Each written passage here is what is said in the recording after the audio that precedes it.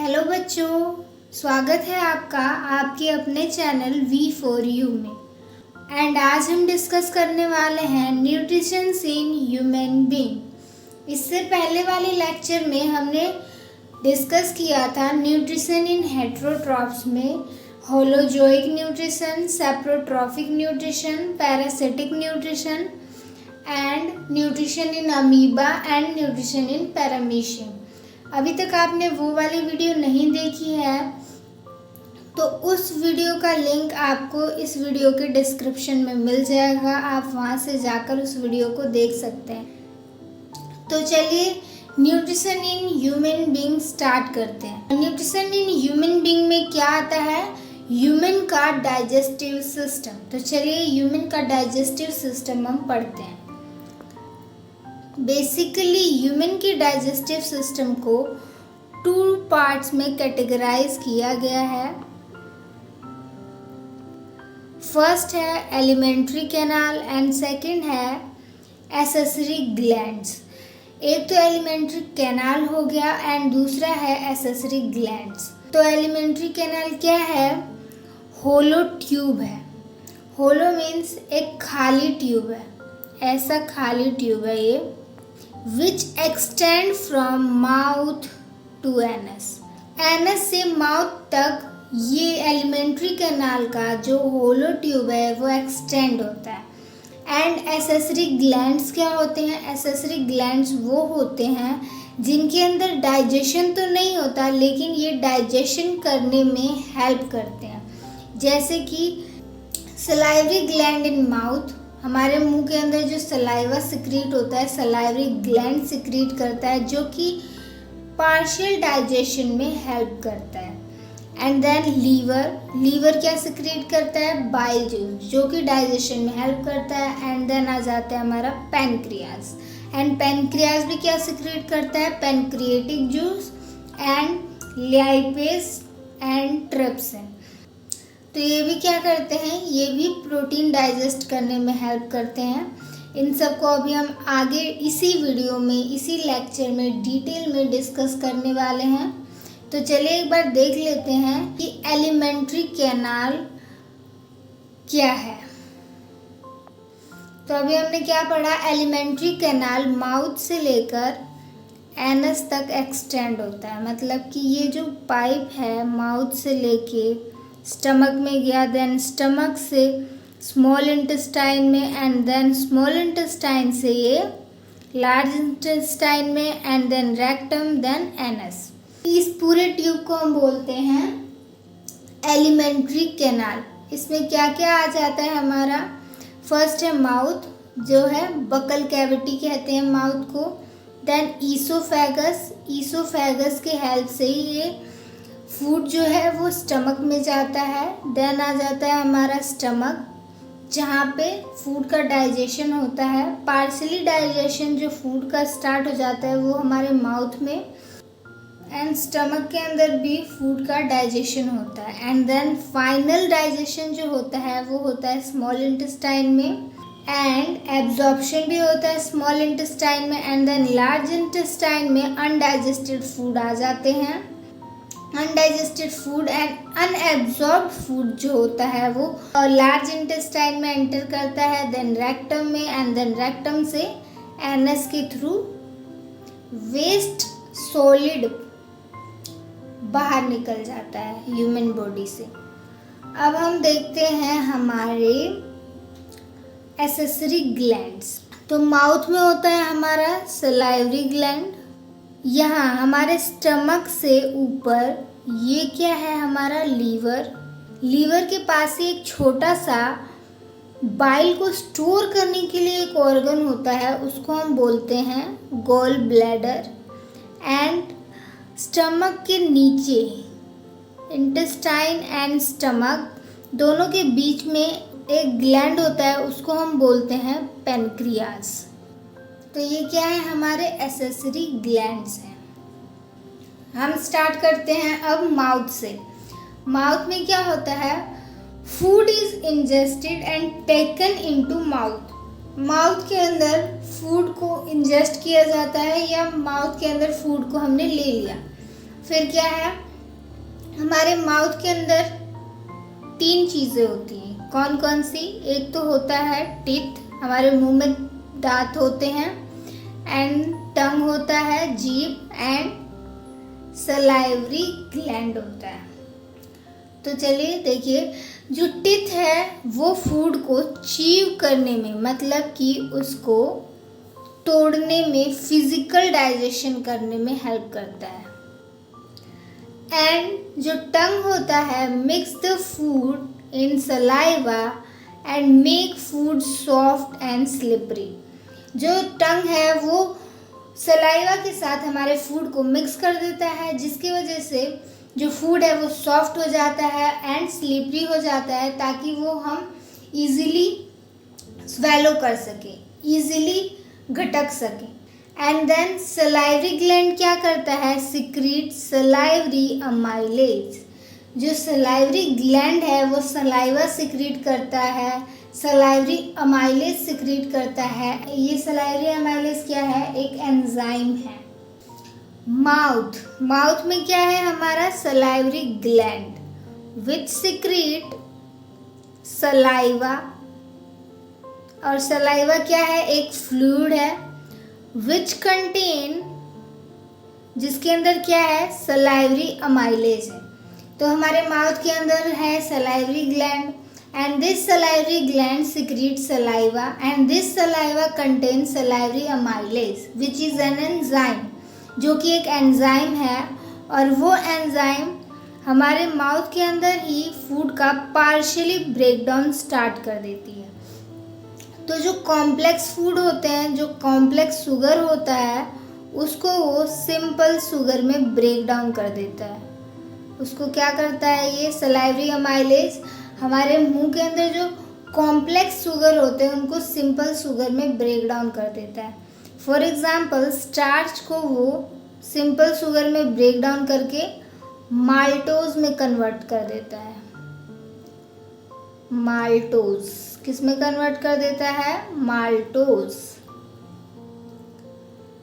यहाँ देखिए, ये हमारा कॉम्प्लेक्स फूड है, कॉम्प्लेक्स शुगर है, और ये सलाइवरी अमाइलेज जो है इस पे वर्क करता है एंड इसको स्मॉल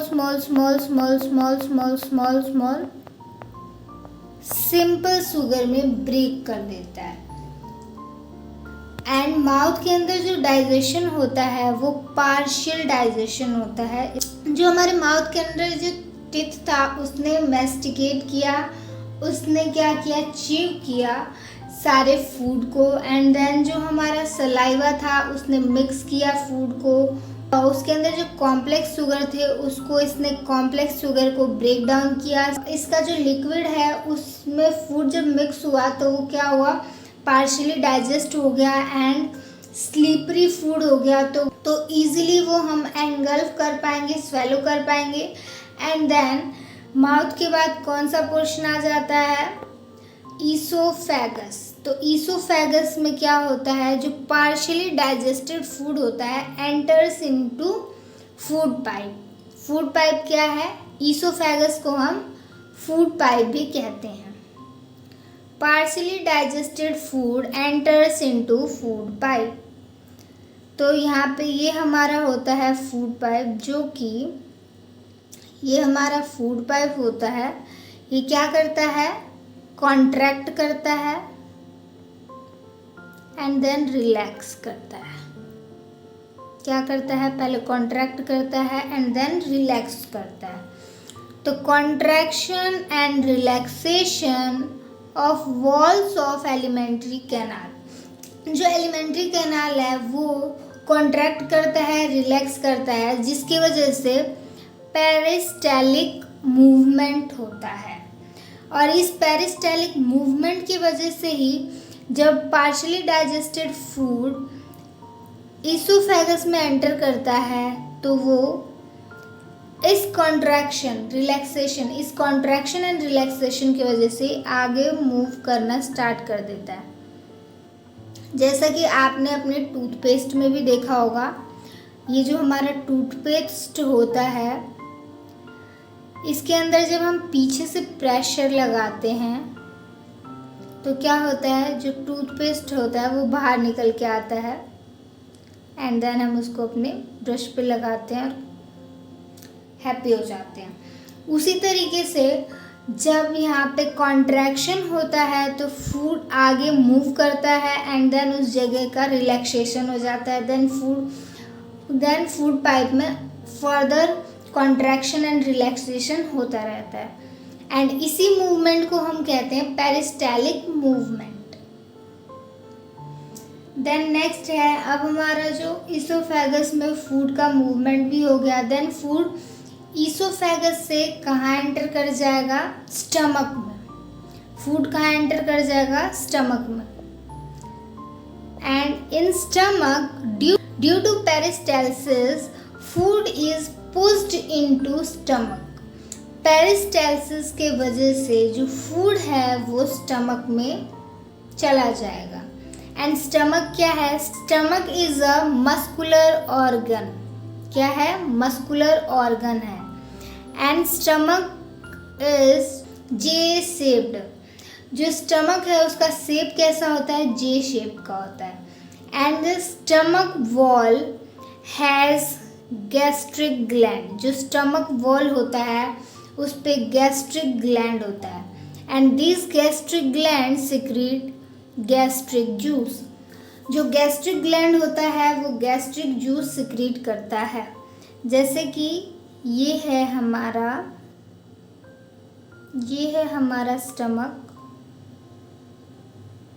इसका ये जो लाइनिंग है, ये यहाँ पे छोटे से यहाँ पे ये जो सेल होते हैं, इनर लाइनिंग में ये जो सेल होते हैं, इन सेल के अंदर होता है हमारा gastric gland and this gastric gland secrete gastric juice.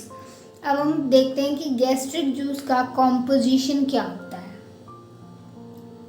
तो कॉम्पोजिशन ऑफ गैस्ट्रिक जूस, तो स्टमक के अंदर होता है स्मॉल से सेल्स एंड उन सेल्स के अंदर होते हैं gastric gland and this gastric gland secrete gastric juice and in gastric juice, ये जो गैस्ट्रिक जूस होता है इसके अंदर क्या क्या होता है, pepsin, HCl and mucus.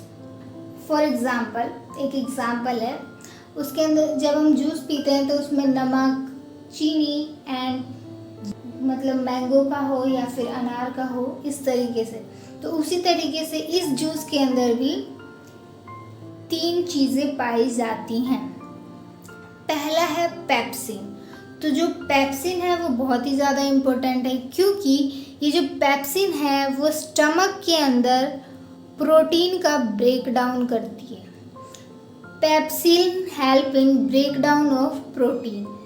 Pepsin work in acidic medium. तो जो पेप्सिन है वो बहुत ही नखरीली है, वो सिर्फ एसिडिक मीडियम में ही काम करती है। तो हमारे पास तो HCl भी है, तो ये HCl जो है इस पेप्सिन को एसिडिक मीडियम प्रोवाइड करता है। तो HCl क्या करता है, provide acidic medium to pepsin and HCl जो होता है kill the bacteria and germs. क्योंकि जो HCl होता है, अगर जो वो उंगली पे गलती से गिर जाए तो हमारे उंगली में इंजरी कोज कर देगा। अगर जो हमारे फूड के अंदर कोई सा भी बैक्टीरिया या जर्म्स आ जाता है, हमारे फूड के साथ हमारे बॉडी में एंटर कर जाता है, तो वो HCl ही है जो उन बैक्टीरिया को और जर्म्स को वहीं पे किल कर देता है, नहीं तो वो हमें इन्फेक्ट भी कर सकते हैं। तो HCl जो है वो भी बहुत ही इम्पोर्टेंट रोल प्ले करता है, वो बैक्टीरिया एंड जर्म्स का किल कर देता है। देन आ जाते हैं म्यूकस। तो जो म्यूकस है, जब HCl हमारे स्टमक में सिक्रीट होगा, वो HCl जब हमारे उंगली को डैमेज कर सकता है तो हमारे स्टमक को भी तो डैमेज कर ही सकता है। तो इसीलिए इस डैमेज से प्रिवेंट करने के लिए जो हमारा स्टमक है उसका इनर वॉल जो है उसको एसिडिक एक्शन से प्रिवेंट करने के लिए एक लेयर बन जाती है, उसको हम बोलते हैं म्यूकस लेयर। तो म्यूकस क्या करता है, prevent the inner wall stomach from the action of HCl और फ्रॉम एसिडिक एक्शन। तो ये था गैस्ट्रिक जूस के बारे में। Liver is the largest gland of human body. जो लीवर है वो ह्यूमन बॉडी का लार्जेस्ट ग्लैंड है। And this liver secretes bile juice. Liver क्या सिक्रीट करता है, बाइल जूस सिक्रीट करता है। एंड जो लीवर है उसी के पास एक छोटा सा ऑर्गन होता है, उसको हम बोलते हैं gall bladder.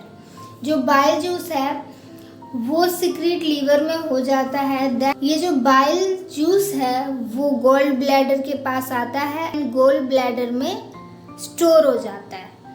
And this bile juice, अब इस बाइल जूस का रोल क्या है, ये बाइल जूस क्या करता है, this bile juice make food alkaline. जो हमारे स्टमक से फूड इंटेस्टाइन में एंटर कर रहा है उसको ये क्या बना देता है, एल्कलाइन बना देता है। उसको एसिडिक मीडियम से एल्कलाइन बना देता है, बेसिक बना देता है। नहीं तो वो जो एसिडिक फूड है वो इंटेस्टाइन में हार्मफुल भी हो सकता है। तो उसको प्रिवेंट करने के लिए ये क्या करता है, बेसिक नेचर का बना देता है फूड को। एंड देन सेकेंड रोल क्या है बाइल जूस का, help in emulsification of fat. Fat के इमल्सिफिकेशन में ये हेल्प करता है। तो इमल्सिफिकेशन क्या होता है, emulsification is the process by which largest globule of fat break down into smallest globule of fat. तो इस प्रोसेस को हम क्या बोलते हैं, इमल्सिफिकेशन बोलते हैं। ये है लीवर, यहाँ पे देखिए इमल्सिफिकेशन हो रहा है। ये हमारा लार्ज ग्लोब्यूल है फैट का। ये हमारा बाइल सॉल्ट आएगा। ये जो हमारा बाइल सॉल्ट आएगा वो क्या करेगा, इस लार्ज फैट के ग्लोब्यूल को छोटे फैट के ग्लोब्यूल में ब्रेक करेगा एंड देन फर्दर इसको और भी छोटे छोटे ग्लोब्यूल्स में ब्रेक कर देगा, ड्रॉपलेट्स में ब्रेक कर देगा। एंड जब ये लार्ज ड्रॉपलेट था तो इसका जो सरफेस एरिया था वो स्मॉल था। एंड जब ये छोटे छोटे ग्लोब्यूल्स में ब्रेक हो गया तो इसका जो सरफेस एरिया है वो भी बढ़ गया। पैनक्रियाज, पैनक्रियाज क्या होता है, cone shape structure behind the और बीनीथ द स्टमक। स्टमक के नीचे होता है, स्टमक एंड स्मॉल इंटेस्टाइन के बीच में होता है हमारा pancreas. And it secrete, pancreas secrete pancreatic juice. Pancreatic juice secrete करता है पैनक्रियाज। इस पैनक्रिएटिक जूस में क्या क्या आ जाता है, हमारा trypsin, lipase and pancreatic amylase. तो जो ट्रिप्सिन होता है वो ब्रेक डाउन क्या करता है, ट्रिप्सिन ब्रेक डाउन प्रोटीन। जो ट्रिप्सिन होता है वो प्रोटीन का ब्रेक डाउन करता है। जो इमल्सिफाइड फैट्स होते हैं उनका ब्रेक डाउन कौन करता है, lipase. And then pancreatic amylase, pancreatic amylase will break down the carbohydrates. Pancreas and liver enzyme secrete करते हैं, बाइल जूस सिक्रीट करता है लीवर एंड पैनक्रियाज सिक्रीट करता है पैनक्रिएटिक जूस। लेकिन इनके अंदर डाइजेशन नहीं होता। ये क्या करते हैं, जब हमारा फूड स्टमक से इंटेस्टाइन में एंटर कर रहा होता है तो यहाँ पे हमारा जो लीवर होता है वो एंड यहाँ पे जो हमारा पैनक्रियाज होता है वो, ये जो लीवर है गॉल ब्लैडर के पास अपना बाइल जूस स्टोर रखता है। वहाँ से गॉल ब्लैडर क्या करता है, जैसे ही फूड इंटेस्टाइन में एंटर करता है गॉल ब्लैडर बाइल जूस को रिलीज़ कर देता है एंड वो इंटेस्टाइन में चला जाता है, स्मॉल इंटेस्टाइन में। एंड पैनक्रियाज रिलीज़ करता है पैनक्रिएटिक जूस जो कि स्मॉल इंटेस्टाइन में चला जाता है। एंड जो फूड है उसका ब्रेक डाउन कहाँ होता है, डाइजेशन कहाँ होता है? स्मॉल इंटेस्टाइन में। फाइनल डाइजेशन कहाँ होता है? स्मॉल इंटेस्टाइन में। तो जो पैनक्रियाज एंड लीवर है उनके अंदर डाइजेशन नहीं होता, वो बस जूसेस को सिक्रीट करते हैं एंड स्मॉल इंटेस्टाइन में भेज देते हैं। देन आ जाता है स्मॉल इंटेस्टाइन। जो स्मॉल इंटेस्टाइन है वो 6.5 to 7 मीटर लॉन्ग होता है एंड जो स्मॉल इंटेस्टाइन है उसका जो डायमीटर होता है वो छोटा होता है, इसीलिए इसको स्मॉल इंटेस्टाइन बोलते हैं। एंड लार्ज इंटेस्टाइन का जो डायमीटर होता है वो बड़ा होता है, ज़्यादा चौड़ा होता है, इसीलिए उसको लार्ज इंटेस्टाइन बोलते हैं। तो जो स्मॉल इंटेस्टाइन है वो क्या सिक्रीट करता है? Intestinal juice. क्या सिक्रीट करता है? Intestinal juice. And this intestinal juice break down the carbohydrate into glucose and protein into amino acids and fat into fatty acid and glycerol। तो जो फाइनल डाइजेशन है फूड का वो कहाँ हो रहा है? स्मॉल इंटेस्टाइन में। यहाँ पे कार्बोहाइड्रेट ग्लूकोज में कन्वर्ट हो रहा है एंड प्रोटीन जो है वो अमीनो एसिड में कन्वर्ट हो रहा है एंड फैट को फैटी एसिड एंड ग्लिसरॉल में कन्वर्ट कर दे रहा है। तो जो माउथ था, माउथ के अंदर हमारा स्टार्च माल्टोज में कन्वर्ट हुआ था एंड स्मॉल इंटेस्टाइन के अंदर वो माल्टोज ग्लूकोज में कन्वर्ट हो जाएगा। ठीक है, तो यहाँ पे फाइनल डाइजेशन हो जाएगा हमारे फूड का। अब फूड का डाइजेशन हो गया तो फूड का क्या होगा? अब एब्जॉर्प्शन होगा। फूड का एब्जॉर्प्शन कहाँ होता है? स्मॉल इंटेस्टाइन में ही होता है। तो स्मॉल इंटेस्टाइन में अब क्या होगा? Digested food is absorbed by the wall of small intestine. जो स्मॉल इंटेस्टाइन का वॉल है, जो वॉल्स होते हैं स्मॉल इंटेस्टाइन के, ये जो वॉल्स होते हैं स्मॉल इंटेस्टाइन के, इन वॉल्स पे ही एब्जॉर्प्शन होगा डाइजेस्टेड फूड का। तो जो हमारा स्मॉल इंटेस्टाइन होता है उसके जो वॉल्स होते हैं उस पे क्या प्रेजेंट होते हैं? विलाइज। एंड विलाई क्या होता है? Villi is the finger like projection. जो विलाई होते हैं वो होते हैं finger like projection, finger like projection on the wall of small intestine which increases the surface area for absorption। जो सरफेस एरिया होता है इन विलाई का, ये विलाई के पास जो सरफेस एरिया होता है वो ज़्यादा होता है, जिसकी वजह से एब्जॉर्प्शन भी ज़्यादा होता है। तो बेसिकली ये विलाई एब्जॉर्प्शन में हेल्प करते हैं। तो ये जो विलाइज होते हैं, ये मैंने यहाँ पे एक विलाई बनाया है, इसके पास ऐसे ऐसे ऐसे ऐसे क्या होते हैं? ब्लड वेसल्स होते हैं। तो जो फूड पार्टिकल है वो एब्जॉर्ब हो जाता है विलाई एंड विलाई से इन ब्लड वेसल तक पहुंच जाता है एंड फिर ये जो ब्लड वेसल तक हमारा खाना पहुंच गया तो ये जो फूड है वो किस किस चीज़ में हेल्प करेगा? हमारे लिए एनर्जी प्रोवाइड करेगा हमारे शरीर को एंड जितने भी डैमेज टिश्यूज़ हैं, ऑर्गन्स हैं, उन सब को रिपेयर करने में हेल्प करेगा एंड इस एनर्जी को, इस ग्लूकोज के फॉर्म में जो हमारी एनर्जी है, हमारी बॉडी के यूज़ से एक्स्ट्रा ग्लूकोज बच जाता है तो उसको हमारी बॉडी लीवर के अंदर ही ग्लाइकोजन के फॉर्म में स्टोर करके रखती है for the further future use. और जब हमारे बॉडी में जब कभी भी एनर्जी की कमी होती है तो वो इस ग्लाइकोजन को ब्रेक डाउन करती है ग्लूकोज में एंड उसको यूज़ कर लेती है। Previous year question which is asked in board, जो कि बोर्ड में पूछा गया था, in which part of digestive system food is absorbed. Digestive system के किस पार्ट में जो फूड है वो एब्जॉर्ब होता है?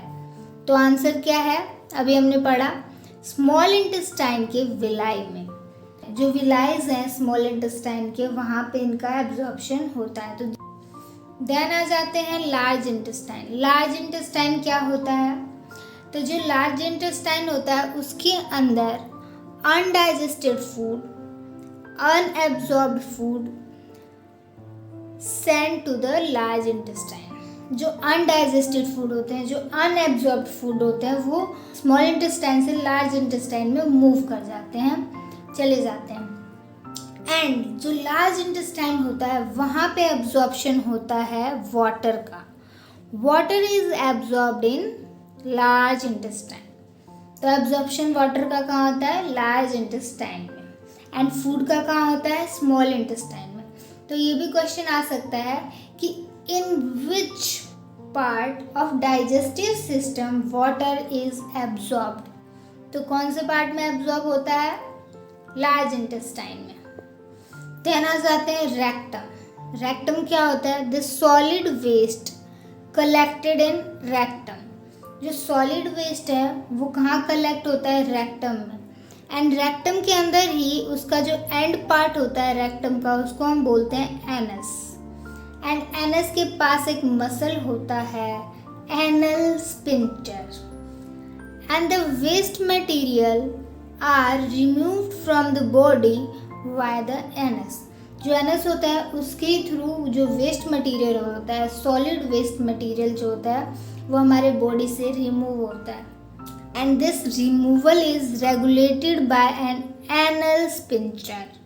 जो एनल स्फिंक्टर होता है, जो एनस है उसकी जो मसल्स हैं उसमें प्रेजेंट होता है हमारा एनल स्फिंक्टर, जो कि removal of solid waste material को रेगुलेट करता है।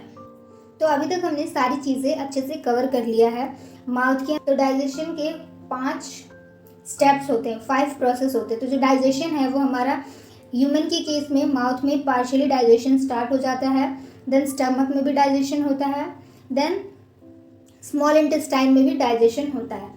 फिर क्या हो जाता है? डाइजेशन के बाद उस फूड का एब्जॉर्प्शन होता है हमारे स्मॉल इंटेस्टाइन में, एंड देन लार्ज इंटेस्टाइन में वाटर का एब्जॉर्प्शन होता है।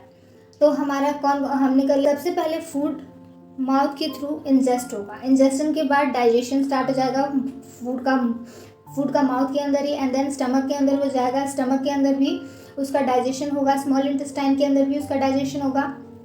तो इन तीनों पार्ट्स में क्या हुआ? डाइजेशन हो गया, एंड देन स्मॉल इंटेस्टाइन में एब्जॉर्प्शन हो गया। एंड स्मॉल इंटेस्टाइन में एब्जॉर्प्शन के बाद हमने 3 स्टेप कर लिए, ingestion, digestion and absorption. Absorption के बाद क्या होता है? एसिमिलेशन। तो जो एसिमिलेशन होता है उसमें तो जो फूड होता है वो ब्लड वेसल में एंटर कर जाता है। जो इंटेस्टाइन है उसका जो सरफेस है उसमें विलाइज होते हैं, एंड उस विलाइज के पास होते हैं ब्लड वेसल। एंड जब स्मॉल इंटेस्टाइन का वॉल वाले सेल हैं वो एब्जॉर्ब कर लेते हैं फूड को एंड ब्लड वेसल तक पहुंचा देते हैं उस फूड को। अब हो गया एसिमिलेशन भी हो गया। देन लास्ट 5 क्या होता है? 5th होता है इजेशन। इजेशन में क्या हो जाता है? जो वेस्ट मटेरियल होता है उसका हमारे बॉडी से सॉलिड वेस्ट मटेरियल का रिमूवल हो जाता है। तो ये 5 प्रोसेस हमने यहाँ पे ह्यूमन के केस में ह्यूमन डाइजेस्टिव सिस्टम में पढ़ लिया है। ये एक प्रीवियस ईयर क्वेश्चन है जो कि प्रीवियस ईयर बोर्ड में आया था। It is very very important. Why do herbivore have longer small intestine than carnivores. जो हर्बीवोर्स होते हैं उनका जो स्मॉल इंटेस्टाइन होता है वो ज़्यादा लंबा क्यों होता है कार्निवोर्स के मुकाबले? तो because herbivores eat plant. Herbivores क्या खाते हैं? प्लांट खाते हैं। And in plant there is presence of cellulose. और प्लांट में क्या प्रेजेंट होता है? सेलुलोज, जो कि बहुत ही कॉम्प्लेक्स है, बहुत ही कॉम्प्लेक्स मॉलिक्यूल है। एंड सेलुलोज को डाइजेस्ट करना है अब हमें। तो जो ये इंटेस्टाइन में जाएगा, स्मॉल इंटेस्टाइन में, to digest cellulose herbivore need more energy. जो सेलुलोज होता है वो कॉम्प्लेक्स होता है, एंड उसको डाइजेस्ट करने के लिए जो हर्बीवोर्स होते हैं उनको बहुत ही ज़्यादा एनर्जी चाहिए होती है। Therefore the herbivore have longer intestine. तो जो हर्बीवोर्स होते हैं इसीलिए उनके पास लंबा इंटेस्टाइन होता है। यहाँ आप देख सकते हैं जो कार्निवोर है उसका इंटेस्टाइन क्या है? छोटा सा है, क्योंकि जो कार्निवोर है वो सिर्फ मीट खाता है। क्या खाता है? मीट। एंड मीट को इजीली डाइजेस्ट किया जा सकता है, कम एनर्जी की रिक्वायरमेंट होती है। एंड जो ओमनीवोर, इसीलिए इसका जो इंटेस्टाइन है कार्निवोर का वो छोटा होता है। एंड जो ओमनीवोर्स हैं वो प्लांट एंड मीट दोनों खाते हैं, तो इनका जो इंटेस्टाइन है कार्निवोर से थोड़ा सा बड़ा होता है, इसीलिए इनका जो इंटेस्टाइन है वो थोड़ा सा बड़ा होता है। देन आ जाते हैं हार्बीवोर्स पे। जो हार्बीवोर्स होते हैं वो सिर्फ प्लांट खाते हैं, प्लांट में सेलुलोज होता है एंड इस सेलुलोज को डाइजेस्ट करने के लिए ज़्यादा एनर्जी चाहिए होती है, जिसकी वजह से इनका जो इंटेस्टाइन है वो बहुत बड़ा होता है, जो स्मॉल इंटेस्टाइन है वो बड़ा होता है। देन आ जाते हैं हमारे एनसीईआरटी में, यहाँ पे कुछ क्वेश्चंस गिवन है, autotrophic nutrition and heterotrophic nutrition में क्या अंतर है। तो ऑटोट्रॉफिक न्यूट्रिशन में ऑटोट्रॉफ्स आते हैं, हेटेरोट्रॉफिक न्यूट्रिशन में हेटेरोट्रॉफ्स आते हैं। जो ऑटोट्रॉफ्स होते हैं वो अपना खाना खुद प्रिपेयर करते हैं एंड हेटेरोट्रॉफ्स जो होते हैं वो अपने खाने के लिए दूसरे पे, प्लांट्स पे डिपेंडेंट होते हैं या एनिमल्स पे डिपेंडेंट होते हैं। तो जो ऑटोट्रॉफ्स हैं वो इंडिपेंडेंट होते हैं, हेटेरोट्रॉफ्स डिपेंडेंट होते हैं। एंड इसका एक एक एग्जांपल लिख देना। एग्जांपल में क्या आ जाएगा, green plant and cyanobacteria. And heterotrophs में क्या आ जाएंगे, हेटेरोट्रॉफ्स में cat, dog and human being also. Then आ जाते हैं where do plant get each raw material require for the photosynthesis. जो फोटोसिंथेसिस के लिए रॉ मटेरियल्स रिक्वायर होते हैं वो प्लांट को कहाँ से मिलती है, तो हमने पढ़ ही रखा है इसको प्रीवियस लेक्चर में। तो जो CO2 होता है वो प्लांट लेता है इन्वायरमेंट से, एंड जो वाटर होता है वो सॉइल से एब्जॉर्ब करता है प्लांट, एंड सनलाइट तो सन से एब्जॉर्ब कर लेता है। एंड देन क्लोरोफिल में ये सारी चीज़ें इकट्ठी होती हैं और वहाँ पे फोटोसिंथेसिस स्टार्ट हो जाता है। तो बस इतना ही लिखना है आपको। एंड देन आ जाता है what is the role of acid in our stomach. Stomach के अंदर हमारे एसिड का क्या रोल होता है। तो जो एसिड होता है वो क्या करता है, हमारे पेप्सिन को वर्क करने के लिए, पेप्सिन एंजाइम को वर्क करने के लिए ये एसिडिक मीडियम प्रोवाइड करता है। Then it will kill bacteria and germs. जो बैक्टीरिया और जर्म्स हमारे फूड के साथ हमारे पेट में चले जाते हैं उसको ये किल कर देता है। देन आ जाते हैं what is the function of digestive enzyme. जो डाइजेस्टिव एंजाइम्स होते हैं उनके क्या क्या फंक्शंस होते हैं। तो ये है डाइजेस्टिव एंजाइम्स के फंक्शन। जो स्लाइवरी अमाइलेज होता है वो शुगर को हमारे माउथ में ब्रेक डाउन करके माल्टोज के फॉर्म में ब्रेक डाउन कर देता है। देन स्टमक में पेप्सिन प्रोटीन को पेप्टाइड्स में ब्रेक कर देती है। देन स्मॉल इंटेस्टाइन में होता है, आ जाता है हमारा बाइल जूस जो कि ब्रेक डाउन करता है लार्ज ग्लोब्यूल जो फैट्स के होते हैं उनको स्मॉल ग्लोब्यूल्स में तोड़ देता है।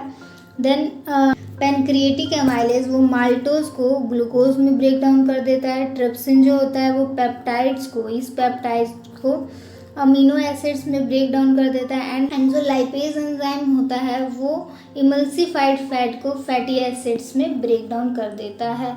एंड जो इंटेस्टाइनल जूस होता है वो फैसिलिटेट करता है इन सारे प्रोसेस को, इन सारे प्रोसेस में हेल्प करता है।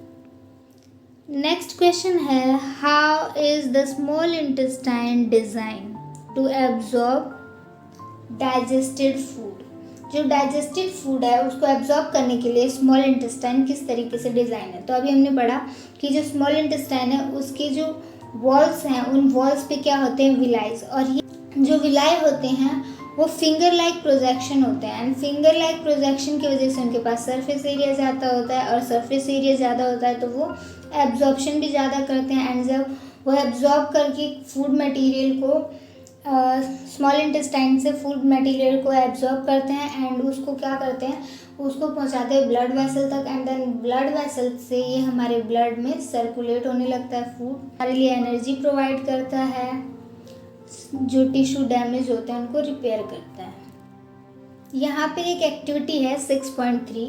एक्टिविटी 6.3 जो है इसका हमने एक सेपरेट वीडियो बना रखा है। तो अगर आपको इस एक्टिविटी को देखना है तो आई बटन पे आपको इसका लिंक मिल जाएगा या फिर डिस्क्रिप्शन बॉक्स में आपको इसका लिंक मिल जाएगा, वहाँ से जाकर आप इस एक्टिविटी को ईजिली देख सकते हैं। तो यही था ह्यूमन के डाइजेस्टिव सिस्टम के बारे में। इसके अंदर हमने ह्यूमन का डाइजेस्टिव सिस्टम पूरा कवर किया। इसमें जो 5 प्रोसेस होते हैं वो भी पूरा कवर किया, एंजाइम्स के रोल भी कवर कर लिए हमने, और इसके अंदर हमने कुछ प्रीवियस ईयर क्वेश्चन भी डिस्कस कर लिया। और इसके जो एंड में, टॉपिक के एंड में जो क्वेश्चंस थे उसको भी हमने डिस्कस कर लिया। और ये एक्टिविटी आपको वीडियो के डिस्क्रिप्शन में मिल जाएगा। तो अगर आपको हमारी वीडियो अच्छी लगी हो तो हमारे वीडियो को लाइक करें, ज़्यादा से ज़्यादा शेयर करें ताकि और बच्चों की हेल्प हो सके। अगर एंड सब्सक्राइब भी कर देना। सो मिलते हैं नेक्स्ट वीडियो में। Thank you for the watching. And next video जो है उसमें हम डिस्कस करेंगे रेस्पिरेशन डिस्कस करने वाले हैं। वो भी एक अच्छा टॉपिक है, वो भी बहुत अच्छा टॉपिक है। तो उसमें भी आपको बहुत मज़ा आने वाला है। बहुत ही इजी सब्जेक्ट होता है बायो। तो बिना टेंशन लिए बस हम जो पढ़ा रहे हैं उसको पढ़िए एंड एक बार एनसीईआरटी से रीड आउट कीजिए। आपके सारे कंसेप्ट क्लियर हो जाएंगे एंड आपके बोर्ड में भी बहुत ही अच्छे मार्क्स आएंगे। सो मिलते हैं नेक्स्ट वीडियो में।